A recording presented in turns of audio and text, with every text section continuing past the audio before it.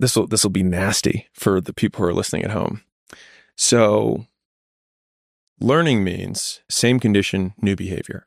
So phone rings, you answer the phone, you say ABC. I say, cool, read this script instead that says DEF. Phone rings, same condition. You say DEF, you have learned. Same condition, new behavior. Intelligence is rate of learning. It's speed. It's a measurement of speed. So it means how many times do you need to be exposed to the same condition in order to change your behavior?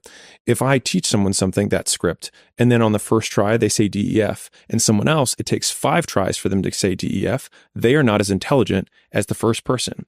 Here's why this is interesting.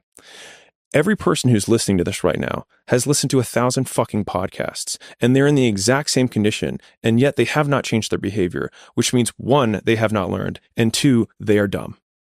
Which also means that if you can control your behavior, you can also control how intelligent you are. And so if you want to be a smart cookie, then it means that you just decrease the amount of times that you do not change your behavior under the same conditions.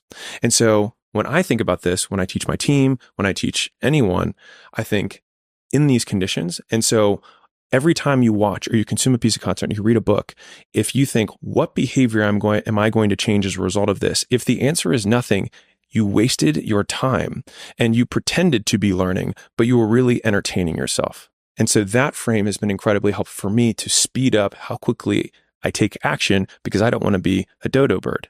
So that's two different ones, learning and intelligence. One that I've been thinking a lot about with Dr. K and I, we go back and forth, is motivation.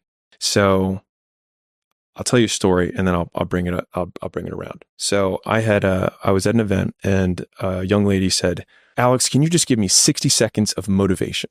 And of course it's like, dance monkey dance. And so I took a deep breath and I was like, define motivation. And she just like melted. She had no idea. Right. I was like, so you want me to answer a question or make a statement about something that you can't even define. And so how would you have any idea of whether or not I actually did it? So motivation is the equal opposite of deprivation.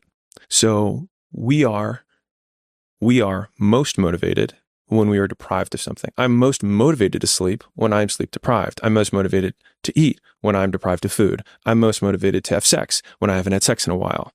Now, that logic carries for physiological needs.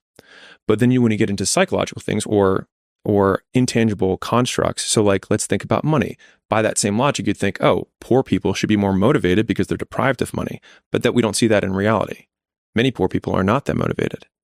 So it would then follow, and I've seen some incredibly rich people who are wildly hungry for money.